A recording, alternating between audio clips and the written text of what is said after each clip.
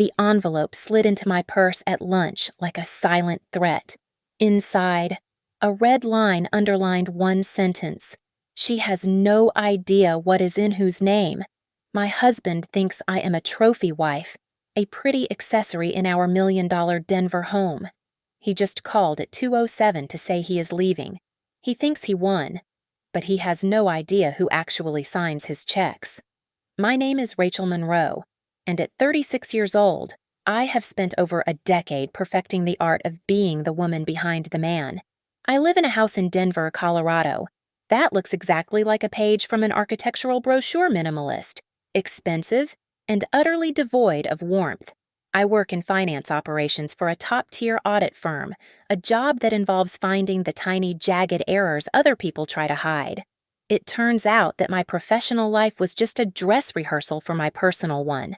My husband, Gavin Monroe, is 39 and the celebrated chief executive officer of Northstar Freight Solutions. He is a man who loves the sound of his own success, a self-made hero who spends his weekends networking with the city elite. To everyone else, we are the golden couple of the Front Range. To me, he has become a stranger who shares my zip code. The end of the facade began on a Thursday afternoon at exactly 2:07 p.m. My phone buzzed on my mahogany desk, vibrating with a cold, administrative energy. When I answered, there was no greeting. "I have finalized the buyer for the house," Gavin said. His voice clipped as if he were discussing a quarterly logistics report. "We are signing the papers next week. I am moving out. Rachel, I am moving on with someone who actually understands me and the pressure I am under." I sat perfectly still. My heart did not race. My palms did not sweat. Instead, my mind began to run a sequence of numbers, calculating the distance between his arrogance and the reality he had not yet discovered. "I see," I replied, my voice as flat as a balance sheet. "I will make sure my schedule is clear for the signing next week. That is all you have to say." He snapped. "No tears. No drama. You really are a cold fish. Rachel, I suppose. I suppose I should have expected this lack of emotion." I hung up without another word. I was not cold. I was a forensic accountant of my own life, and I had just spotted the first major discrepancy. As I drove home, merging my Audi into the heavy mid-afternoon crawl of I-25, the city of Denver felt like a grid of secrets. I kept thinking back to a charity gala 6 months ago. Mallory Vance, the head of talent at Northstar and Gavin's right-hand woman, had cornered me near the champagne tower. She had leaned in close, her breath smelling of expensive gin and malice. "You have no idea what they are saying about you in the office." "Rachel," she had whispered, her eyes gleaming with a strange pity. You really have no idea what is going on right under your nose." At the time, I had dismissed it as office politics. Now, as I tapped a hidden folder on my banking app while idling in traffic, I realized Mallory had been giving me a map. I looked at an investment portfolio Gavin knew nothing about, a 6-figure safety net I had built from a private inheritance and legal settlements. I smiled. There were things Gavin was never allowed to know. I pulled into our driveway to find his silver SUV parked at a sharp, aggressive angle. The trunk was wide open, and several high-end suitcases were already lined up like soldiers ready for deployment. The future was being packed into cardboard boxes right before my eyes. I walked into the house, but I did not scream. I did not throw his things onto the lawn. Instead, I moved through the foyer like an auditor entering a crime scene, noting every detail. I found him in the kitchen, pouring himself a drink. He didn't even look up. "The lawyers will handle the rest," he said, gesturing vaguely to the kitchen island. "I'm leaving the furniture. I'm being generous, considering you did not contribute a single cent to the growth of Northstar." I walked over to the white quartz island. Lying there was a draft of the house sale contract. My eyes scanned the lines with practiced speed. At the bottom, under the section for the seller, there was only one name, Gavin Monroe. My name was nowhere to be found. Next to his signature was a faint, purple smudge, a scanned corporate seal from Northstar Freight Solutions. He wasn't just leaving me. He was trying to erase my existence from our largest asset using a company he thought he owned entirely. I looked at the back of his head, feeling a sudden, icy clarity. "Gavin," I said softly. "What now?" he groaned, finally turning around. "Are you finally going to beg no?" I said, looking him straight in the eye. "I just wanted to make sure you were finished talking, because I have a feeling you are going to be doing a lot of listening very soon. 11 years is a long time to play a character, especially one as thankless as the supportive CEO wife. To the local business journals, I was the elegant brunette at the gala, the woman who smiled while Gavin Monroe accepted awards for a company he claimed to have built with nothing but grit and a dream. To Gavin, I was a decorative accessory, someone who stayed home and managed the household while he conquered the world from a garage. That garage was a lie. It was a backdrop for PR photos, a stage set intended to sell the myth of the self-made American man. In reality, the first $100,000 that kept Northstar Freight Solutions from collapsing in its first year came from me. Gavin thought it was just my modest savings. He never asked where it truly came from, and I never volunteered the full truth. It was a combination of an inheritance from my Aunt Sarah and a substantial settlement from a lawsuit I won years ago after a specialized medical error. I kept those details vague, letting him believe I was just lucky with a few stocks. Men like Gavin do not want to know their wives are more financially literate than they are. It bruises their ego, and a bruised ego is loud. I preferred the quiet. While Gavin was busy being the face of the company, I was busy building the bones. I set up the corporate structure through a series of shell companies, eventually funneling the majority ownership into a trust called High Ridge Capital. Gavin sees his name on the office door, but High Ridge holds 61% of the voting shares, and I am the sole trustee of High Ridge. I sat on our designer sofa, watching him haul a box of his expensive Italian shoes toward the door. He was humming a Taylor Swift song, sounding remarkably cheerful for a man who had just ended a marriage of over a decade. He looked at me, a smirk playing on his lips. "You know, Rachel, you should really get out more," he said, his voice dripping with mock concern. "Find a hobby. Maybe take a pottery class. I will make sure the alimony is, well, it will be enough for a quiet life in a smaller zip code. I appreciate your concern for my social life." "Gavin," I replied, my fingers tracing the edge of my laptop. "I think I will find plenty to keep me busy." "I am sure you will." He laughed, shaking his head.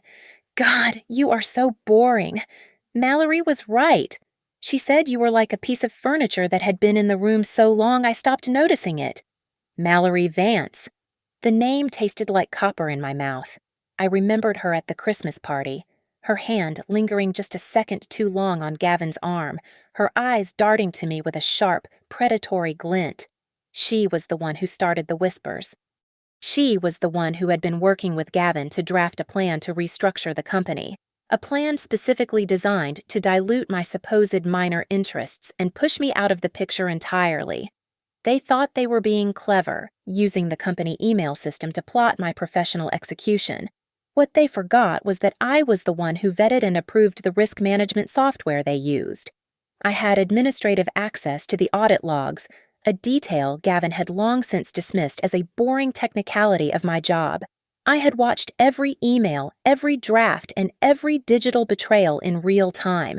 I opened my laptop and clicked on a folder hidden 3 layers deep in a partition Gavin would never find. It was labeled Board Packet, Confidential. I had been compiling it for months, waiting for the moment he finally decided to pull the trigger. If he wanted a war over assets, I was going to give him a scorched earth campaign. "Are you still on that computer?" Gavin called out from the hallway. "Even now, you really have no soul." "Do you?" "Rachel," I didn't answer. I didn't need to. At that exact moment, a notification banner flashed across my screen. It was an automated alert from the Northstar internal server. "Meeting rescheduled, emergency vote 3:30 p.m. The sender was a ghost administrative account I had created years ago, one that Gavin did not even know existed. The trap was set. They were moving up the vote to strip my rights, thinking I was sitting at home crying into a glass of Chardonnay. I looked at the clock on the wall. It was 2:52. I had 38 minutes to change into something that didn't look like a piece of furniture. I walked into the master bedroom and found Gavin tossing his Zegna suits into a leather suitcase. He was whistling a bright, obnoxious tune, his phone tucked between his shoulder and ear. He looked like a man who had just won the lottery rather than a man who was walking out on an 11-year marriage. "Yeah, I am heading over now," Gavin said into the phone, his voice buzzing with a frantic, triumphant energy. "The house is basically sold. I am leaving the dead weight behind. We can celebrate at dinner." He hung up and finally acknowledged me with a look of bored condescension. He didn't see a partner. He didn't even see a person. He saw a nuisance he was about to settle. "Rachel, I am trying to keep this civilized for your sake," he said, straightening his cuffs. "My attorneys will contact yours by Monday. I am sure you will want to drag this out. But let's be honest, you did not create any value in this marriage. You sat in this house while I built an empire. It is only fair that I keep the fruits of my labor. I didn't argue. I didn't cry. I simply turned and walked back toward the kitchen, my heels clicking a steady rhythmic beat on the hardwood. I heard him huff and follow me, likely annoyed that he wasn't getting the emotional breakdown he had rehearsed for. I stopped at the kitchen island and placed a matte black folder on the white quartz. "Before you go," I said, my voice calm and professional, "I need you to sign these company documents. It will make the transition much smoother for everyone involved." Gavin let out a sharp, mocking laugh. He grabbed a gold pen from his pocket and flipped the folder open with a flourish of arrogance. "Always the administrator, aren't you?" he sneered. "Fine. Let's get this over with so I can finally breathe some fresh." His voice died. The smirk on his face didn't just fade, it collapsed. His eyes were locked on the bold, centered text at the top of the first page, Notice of Termination. For cause. "What is this?" he stammered, his fingers beginning to tremble against the paper. What kind of sick joke are you playing, Rachel?" "It is not a joke, Gavin." "It is an executive action," I replied. I leaned against the counter, crossing my arms. "I am terminating your contract as CEO of Northstar Freight Solutions, effective immediately. The reasons are detailed on page 1, multiple ethics violations. Inappropriate personal relationships with subordinates, specifically Mallory Vance and Lena Hart, misuse of corporate funds for personal travel, and most importantly, the unauthorized use of a corporate seal to falsify authority on a residential property sale." "You can't do this," he screamed, his face turning a violent shade of purple. "I am the founder. I am the face of Northstar. You are just a wife. You have no standing." I didn't flinch. I reached out and turned to the second page of the folder. It was a brightly colored ownership chart, a map of his downfall. At the top was a single entity, High Ridge Capital and Trust Services, LLC. "Look at the bottom line." "Gavin," I said, pointing to the 61% figure highlighted in blue, "Northstar is not a private kingdom. It is a subsidiary. High Ridge Capital holds 61% of the voting shares, giving it total control over the board of directors and all executive appointments. And I have been the sole trustee and owner of High Ridge since 2016. Gavin looked at the chart, then back at me. He looked like a man who had just realized the floor beneath him was actually a trapdoor. "High Ridge," he whispered, his voice cracking. You told me that was just a small investment vehicle for your aunt's money. You said it was nothing. I told you exactly what you wanted to hear, so you would stop asking questions and go back to your golf games. I said, for 5 years, you have been an employee. Gavin, a well-paid one, certainly, but an employee nonetheless. I watched the realization sink in. It was a slow, agonizing process. He looked at the keys to the company SUV on the counter. He looked at the corporate credit card in his hand. He looked at the very house we were standing in. The salary, the bonuses, the car. He began, his breath coming in short, ragged gasps. All corporate perks. I finished for him. All approved by my electronic signature. All contingent on your employment. Since you are being terminated for cause, those perks vanish at 3:30 p.m. today. That is in exactly 18 minutes. Gavin sank into one of the bar stools, the folder sliding from his nerveless fingers. The man who had been whistling 5 minutes ago was gone. In his place was a man who finally realized he had been playing a game where I owned the board, the pieces, and the rules. Rachel, please, he choked out, his arrogance replaced by a pathetic, shivering desperation. We can talk about this. We can fix this. The time for talking ended at 2:07 p.m. I said, picking up my phone. Now, I believe you have some suitcases to move. I would hate for you to be late for your new life. I opened a second folder on my laptop, the one labeled Discrepancies. It was a digital morgue of his lies. I turned the screen toward him so he could see the highlights of his own stupidity. There were digital receipts for $400 dinners at Ocean Prime on nights he claimed to be working late on the Denver logistics expansion. There were hotel booking confirmations for the Ritz-Carlton in Vail, all tagged as strategic planning retreats in the company ledger. You were never very good at the details. Gavin, I said, watching him stare at a credit card statement. You tagged a weekend in Aspen as a client consultation. The only other person at the table was Lena Hart. Tell me, does the senior talent acquisition manager usually handle strategic planning at 2 a.m. in a 5-star suite? Gavin's jaw tightened. He looked at the name. Lena Hart. She was 33, sharp, and had spent the last year whispering about culture fit while she helped Gavin move his personal life into the company ledger. They had treated the company like their personal ATM, convinced that no one was watching the back end. Lena is a key asset to Northstar. He managed to choke out. She understands the vision. She understands what it takes to win. She was a key asset, I corrected him, savoring the past tense. I had the board terminate her contract exactly 44 minutes ago, right about the time you were calling me to brag about your new life. She was escorted out of the building by security. Her corporate phone was wiped, and her access to the server was cut.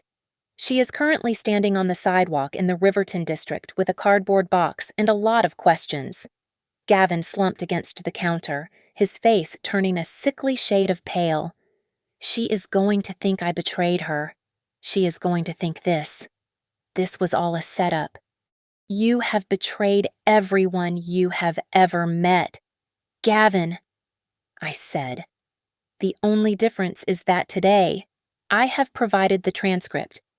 You spent 11 years telling the world you built this company from a garage. You went to the Cherry Hills Country Club and bragged about your margins while I was treated like the +1 who just happened to be good at picking out window treatments. But let us be clear, you built an image. You built a brand based on expensive suits and a loud voice. I built the system. I built the infrastructure that actually moves the freight and pays the bills. I reached into the black folder and pulled out a single sheet of paper. This was the one that had made the hair on my arms stand up when I first saw it in the audit logs. It was an internal draft titled Asset Protection Strategy, authored by Mallory Vance. This was sent to the senior leadership team last Tuesday, I said, sliding it toward him. Mallory was quite thorough. It is a step-by-step plan to strip my signing authority from the trust by claiming I was mentally unfit due to the stress of a pending divorce. You are going to use your own wife's emotional instability to steal her inheritance. Gavin didn't even try to deny it. He just stared at the paper, his breathing becoming shallow. Here is how this works. I continued, my voice dropping to a level of icy finality. You take your clothes. You take your personal items. Everything else stays. The SUV, the company laptop, the corporate cards, and this house. You do not touch the wine cellar. You do not touch the art. You are an intruder in this house as of 3:30 p.m. You can't take the house. Rachel, he hissed, trying to find one last scrap of his old bravado. The contract on the table. The sale is already in motion. Trent Hollis is expecting the keys.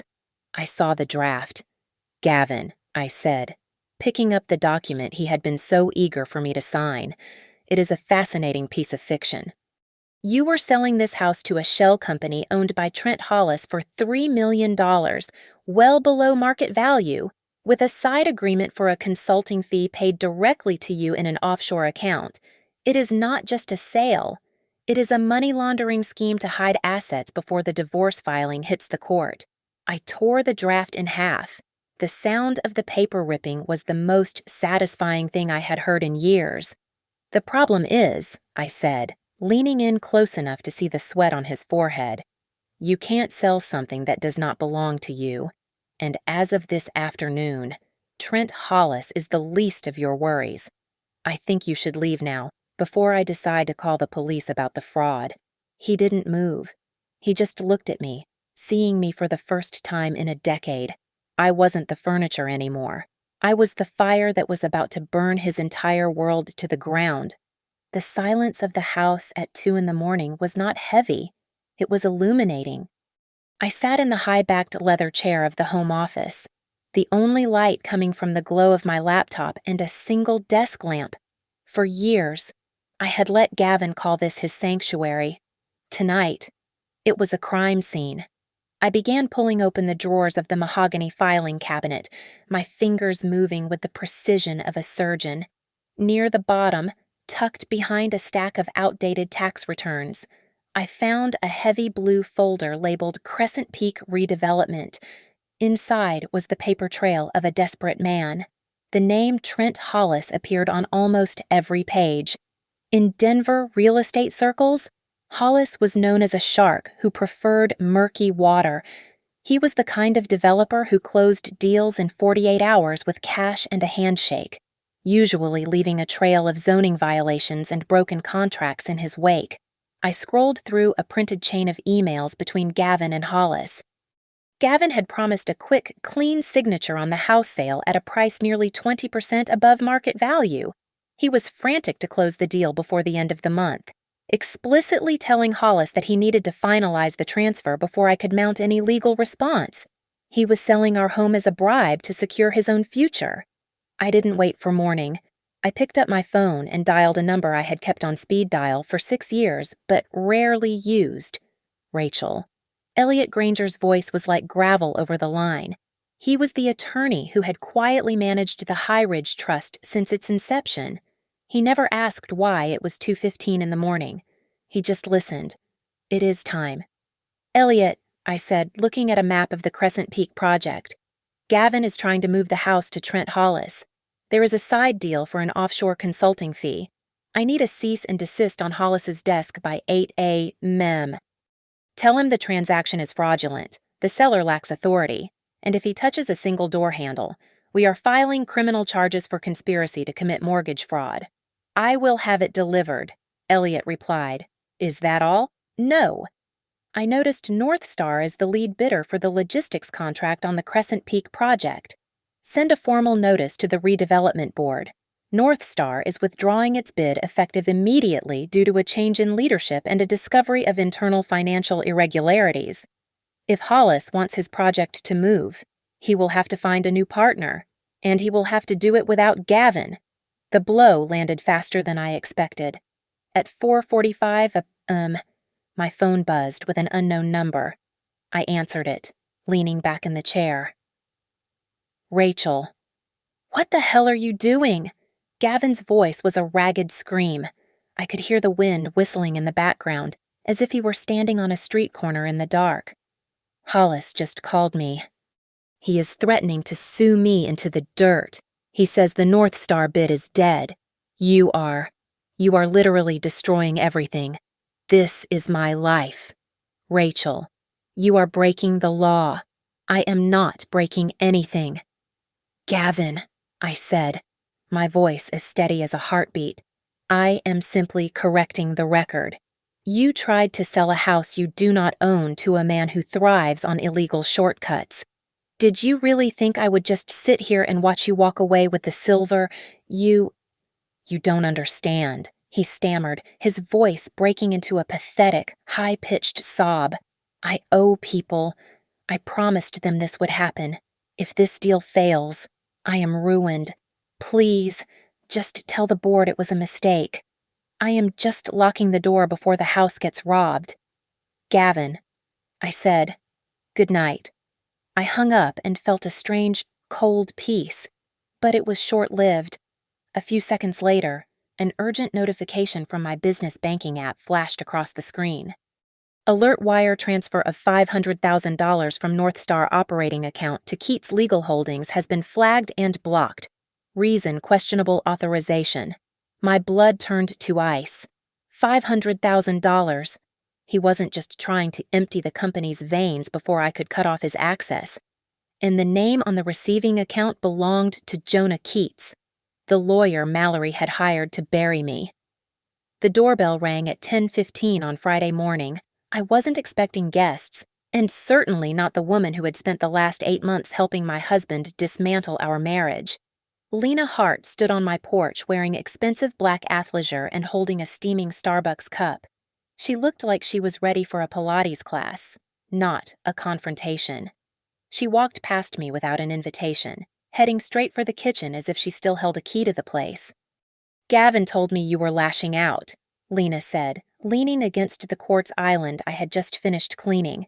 She tried to project an air of calm superiority, but there was a slight tremor in her hand. He said you were doing this out of pure revenge, that you were just a bitter woman who couldn't handle the fact that he found someone who actually supports his vision. I didn't offer her a seat. I didn't even raise my voice.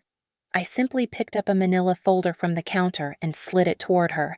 This isn't about vision, Lena. It is about math, I said, and right now, your math is failing. She took a slow sip of her latte, trying to maintain her composure. Then her eyes hit the document. It was a summary of her employment record, specifically the termination notice I had filed with the board yesterday afternoon. You can't fire me, she stammered, her voice losing its edge. Gavin is the CEO. He told me. He said he would protect my position no matter what happened between you two. Gavin is a former employee, I reminded her, watching the realization hit her like a physical blow. And you were fired for cause. That means no severance, no health insurance subsidies, and a permanent mark on your record for gross misconduct and conflict of interest. At 33, your career in high-level talent acquisition is effectively over. No reputable firm in Denver will touch you once they see the audit trail of how you helped Gavin misuse corporate funds for your private Vail trips. The color drained from her face. The superior smirk vanished, replaced by a look of sheer, vibrating panic, Mallory said. Mallory said it would be fine, Lena whispered, her hands starting to shake so hard that coffee splashed onto the white counter. She told me she was handling the legalities. She said the asset separation was a standard corporate maneuver. She promised me that once the trust was restructured, she would be promoted to vice president of people, and she would make sure my record was clean. I watched her realize the truth in real time. Mallory Vance hadn't been helping Lena. She had been using Lena as a buffer. If the plan worked, Mallory got a promotion. If it failed, Lena was the one whose name was on the travel receipts and the human resources violations. You were never the person he chose. Lena, I said, my voice quiet but sharp. You were just the distraction Mallory needed to keep Gavin occupied while she moved the pieces on the board. You were a pawn in a game you didn't even know you were playing. Lena looked like she might be sick. The realization that she had destroyed her career for a man who was now powerless and a woman who had used her as a human shield was visible in the way her shoulders slumped. What am I supposed to do? She asked, her voice cracking. I have a mortgage. I have a life. I can't just lose everything because of a mistake. My advice is simple. Lena, I said, if you want to have any hope of a professional future, stop talking to Gavin, and if you ever speak to Mallory again, make sure you keep everything in writing. In this world, if it isn't documented, it never happened.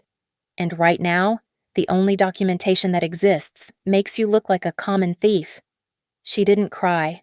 She didn't stay to argue. She walked out of the house with her head down, her half-finished coffee cup abandoned on my counter.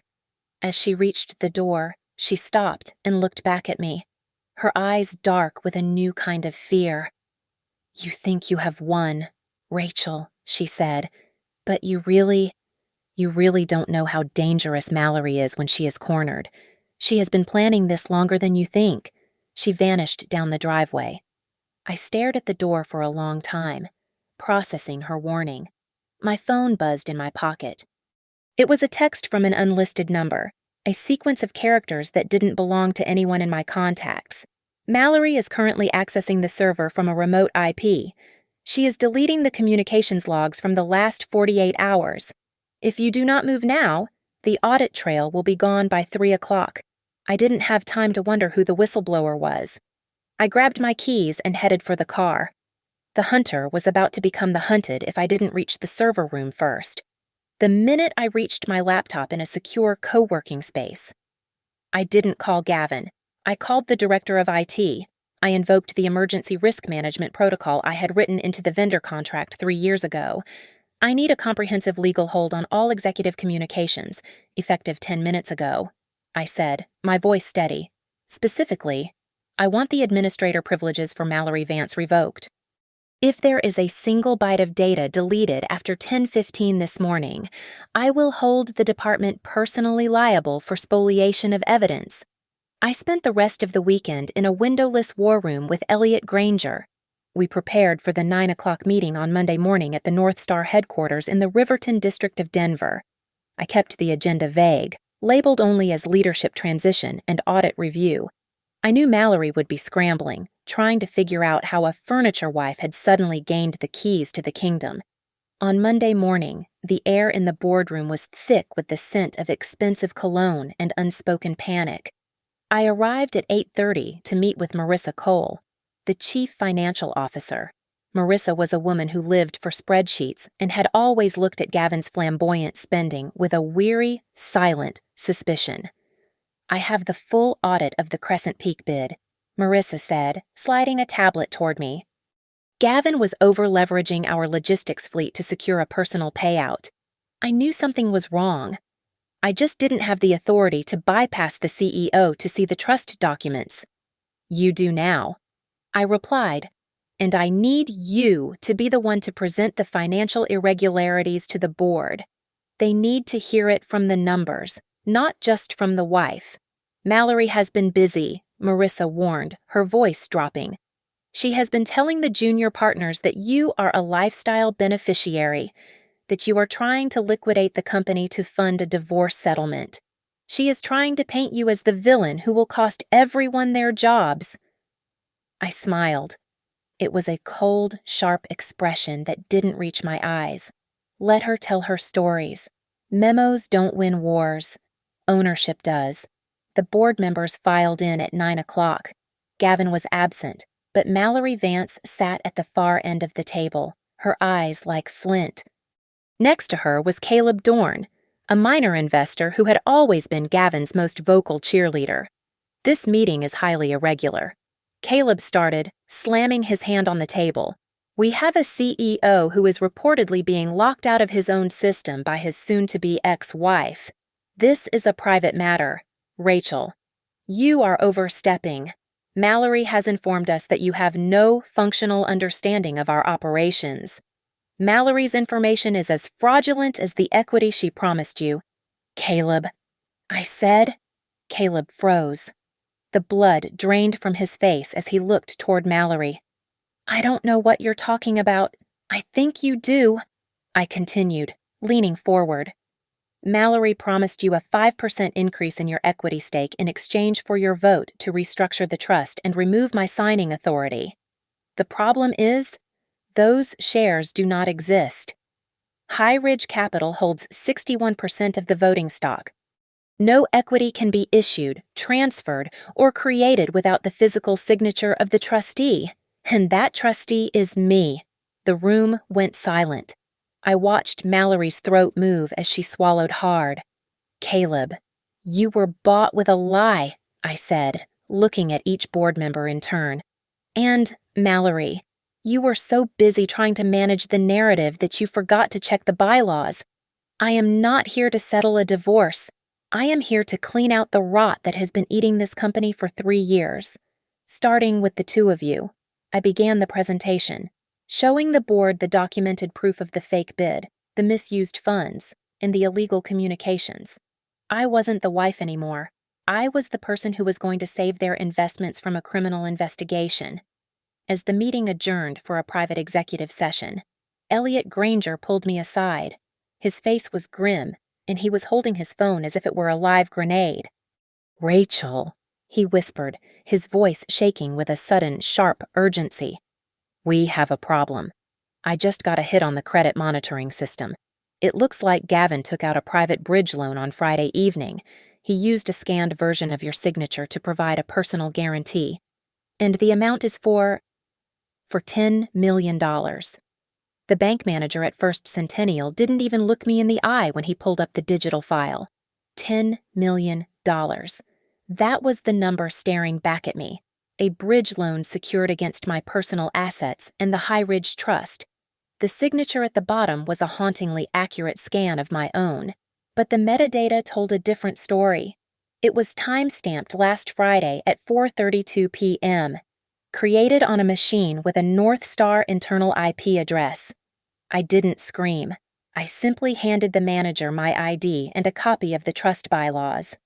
"This signature is a forgery," I said, my voice as cold as the air conditioning in the vault.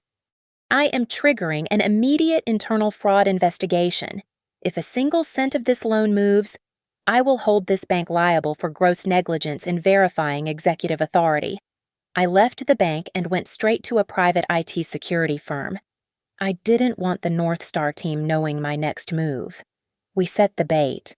At 3 p.m., I sent out a calendar invitation for a board discovery and digital forensic audit. I labeled it mandatory for all senior leadership, including Mallory Vance. Then, I went home and waited. The trap snapped shut in the middle of the night. My security consultant called me at 1:13, she's in. "Rachel," he said. Mallory Vance logged in at exactly 1:12 a.m. using an administrative override. She is currently batch deleting every email thread containing the keywords asset separation, signature scan, and Keats.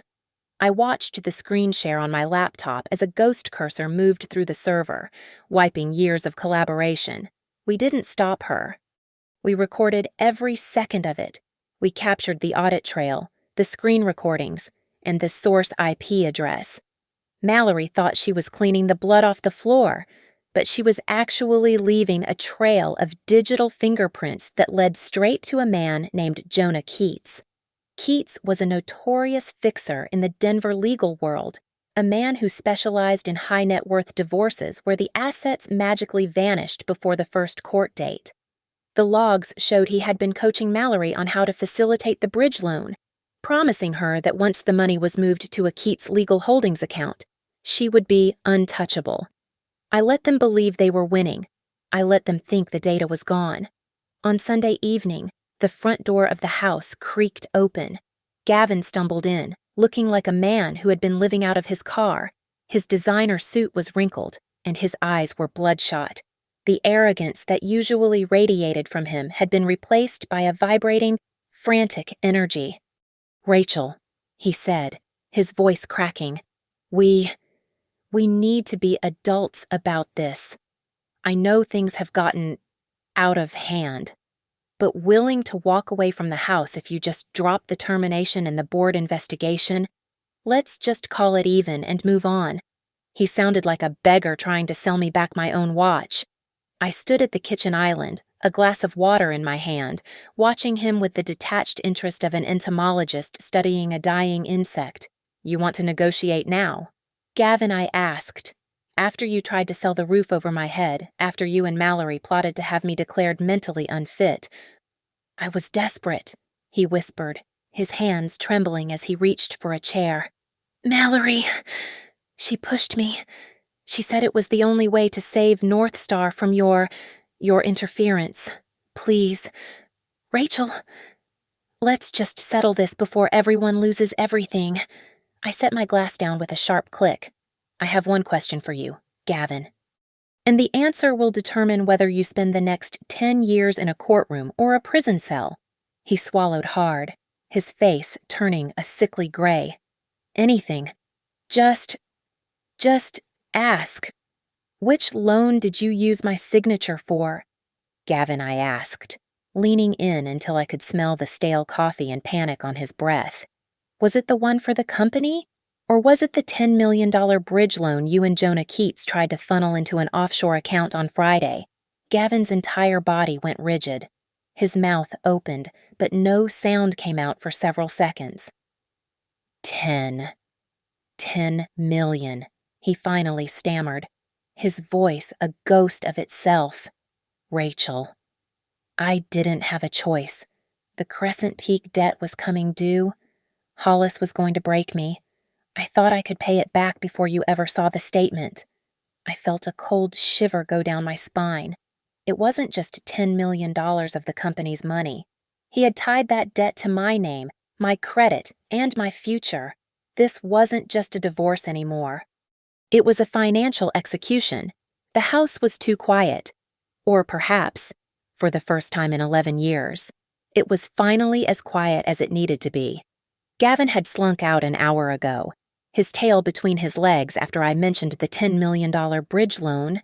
I stood in the center of our massive, minimalist living room, looking at the city lights of Denver flickering through the floor-to-ceiling windows. The silence no longer felt like a weight on my chest. It felt like an empty canvas, a space where I could finally hear my own voice without his constant, booming arrogance drowning it out. I sat on the edge of the sofa, nursing a glass of room-temperature water. My mind drifted back to all the signs I had chosen to ignore. I remembered the charity auctions where I would catch people whispering as I walked by, the pitying looks from the wives of other CEOs. I remembered how Gavin used to tell me I was too sharp, that my habit of checking every line item on our joint statements made him feel like I didn't trust him. You are so calculated, Rachel, he had said more than once, his voice dripping with annoyance. It is exhausting. Why can't you just enjoy the life I have given you? And then there was Mallory. I could see her face in my mind, the way she looked at me during the last company retreat. She hadn't looked at me as a person or a friend. She had looked at me as if I were a walking bank vault, a purse with legs that just needed to be picked. I realized now that my silence over the years had been a strategic choice, a way to protect the assets I knew I would eventually need. But that same silence had also fed the monster. It had convinced Gavin and Mallory that I was asleep at the wheel.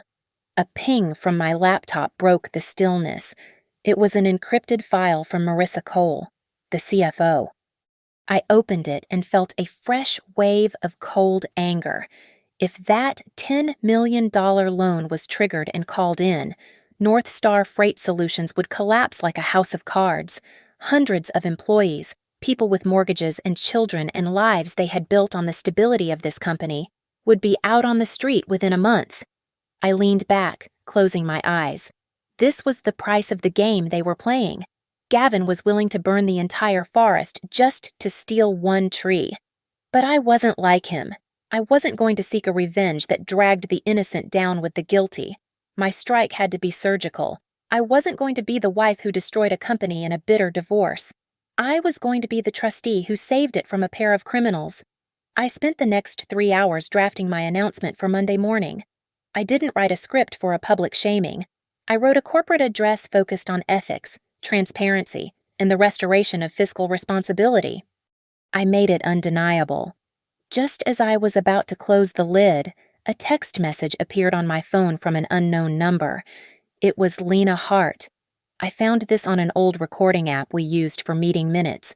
The text read, "You need to hear what they were saying when they thought the room was empty."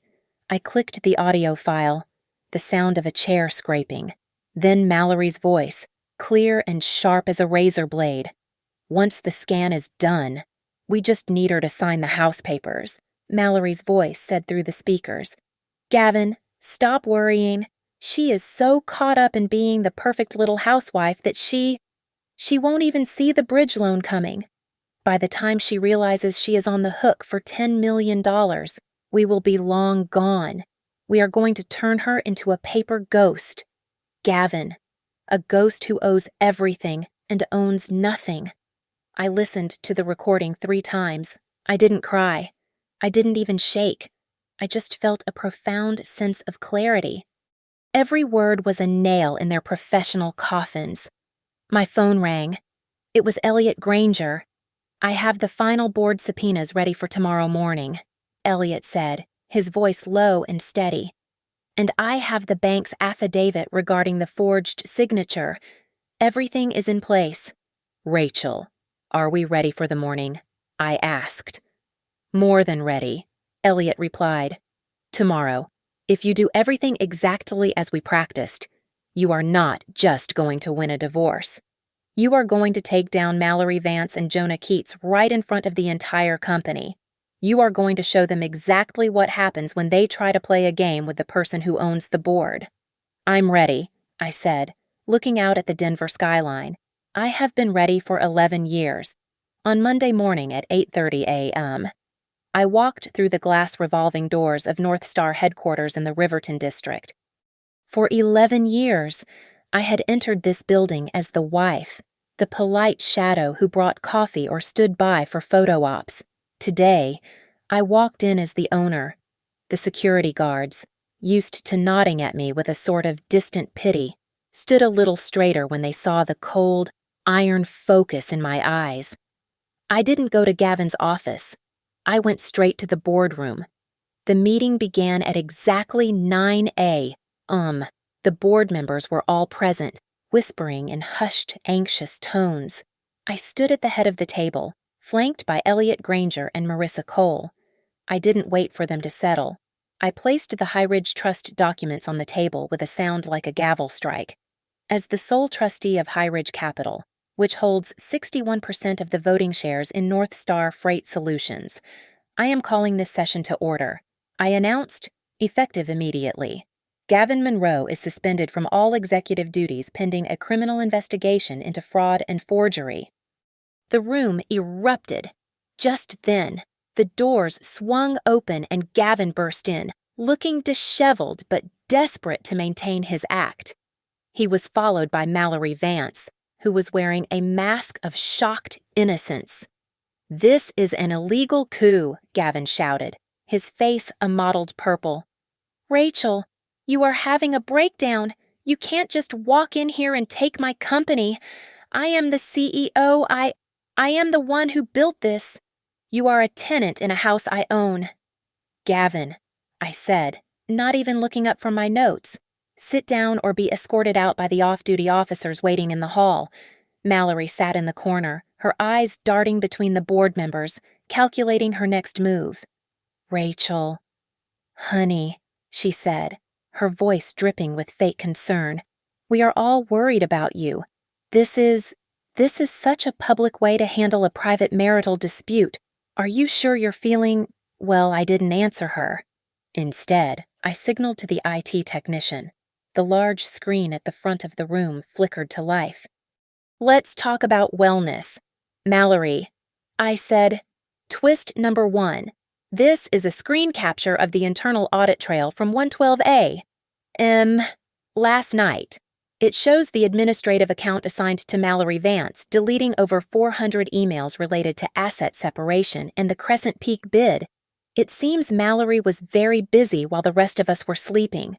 Mallory's face didn't just turn pale, it turned a ghastly, translucent white. Her mouth opened, but only a small, breathless sound came out.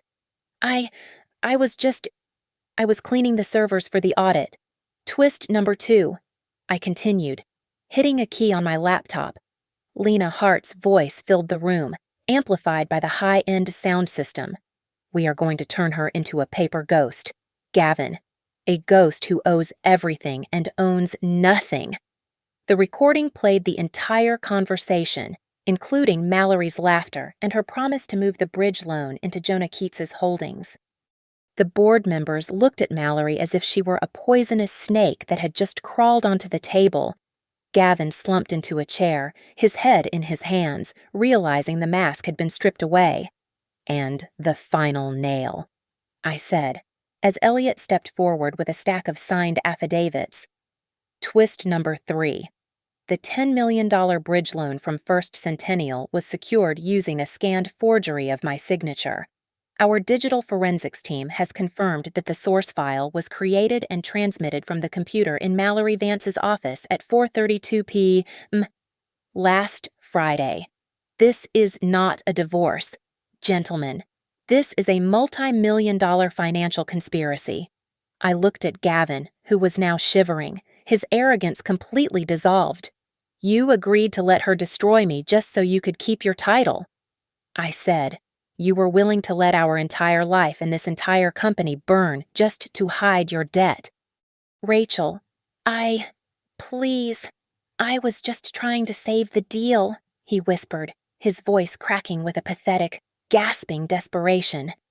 The deal is dead, and so is your career, I replied. Gavin Monroe, you are terminated for cause. Mallory Vance, you are fired effective immediately. Your files have already been turned over to the district attorney and the insurance fraud division. As for Jonah Keats, his name has been reported to the State Bar Association. I turned back to the board. I am not here to destroy Northstar. I am here to save it.